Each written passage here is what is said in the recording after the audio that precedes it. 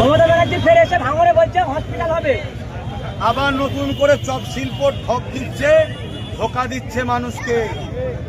তার হাতে ক্ষমতা, তার হাতে হেলথ মিনিস্টার, সে রাজ্য, তার হাতে হসপিটাল থাকা অবস্থায় সেগুলোকে মেরামত করতে পারে না। নতুন করে আবার এসে ভাঙড়ের মানুষকে বোকা বানিয়ে কি করে ভাঙড়ের জমিকে এয়ারপোর্টের নামে নিয়ে বড় বড় বিজনেসম্যানদের হাতে দিয়ে কোটি কোটি টাকা ইনকাম করবে, সেই প্ল্যানের জন্য ঢপ দিচ্ছে।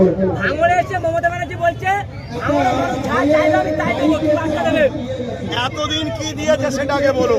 10 বছরে কিছু করেনি, এই 5 বছরের মধ্যেও কিছু করেনি। লাস্টে 1 বছর শুধু ভাঙড়কে লিবার জন্য শুনছি নাকি অঞ্চল অঞ্চল থেকে কিছু রাস্তাঘাট এটা সেটা করছে, তাও শুধুমাত্র বিরোধী শূন্য করবে বলে, বিরোধী চাপ আছে বলে। সবচেয়ে বড় কথা, মানুষ রাজনীতির সচেতন নয়। একটা এমএলএর কাজ কি? একটা এমএলএর 3.5 কোটি টাকা তার কোটা, 3.5 কোটি টাকা সে খরচ করবে, তাও রাজ্য সরকারের মাধ্যম দিয়ে আসবে। দ্বিতীয় এমএলএর কাজ হলো বিধানসভায় গিয়ে তার বিধানসভায় যা প্রয়োজন সেই কথাটাকে তুলবে, নোট হবে, ওই রাজ্যের যে সরকার সে করবে। নওশাদ বিধানসভায় তুলেছিল হিমঘর করার কথা, এই সরকার করেনি। ভাঙড়ের কলেজ নতুন করে আইটিআই কলেজের কথা করেনি, হসপিটালকে সেবার কথা বলেছিল, করেনি। আরো অনেক কিছু তো আপনারা তো সবই শোনেন, সেগুলোকে ভাঙড়ে করেনি। পঞ্চায়েতের হাতে পার বছরে 5 কোটি করে আসে, 10 কোটি করে আসে, সেই টাকা আজকে 15 বছর পঞ্চায়েত তাদের হাতে, তারা করছে কি? আর 3.5 কোটি টাকা একটা ভাঙড়ের এমএলএ 3.5 কোটি পায়, বা যে কোনো এমএলএ 3.5 কোটি দিয়ে কি করেছে না করেছে প্রতিটা বুথে বুথে ঘুরে দেখুন। ভাঙড়ে লোকসভা ভোটে প্রতিশ্রুতি দিয়েছিল 100 কোটি টাকার কাজ হবে, শুধু ভাঙড় বিধানসভাতে এত উন্নয়ন কেন? আজকে যিনি প্রতিশ্রুতি দিয়েছিলেন লোকসভায়, তিনি এমপি সাহেব কোথায়? ভাঙড়ে দেখা যাচ্ছে না কেন? আপনারা খবর রাখেন।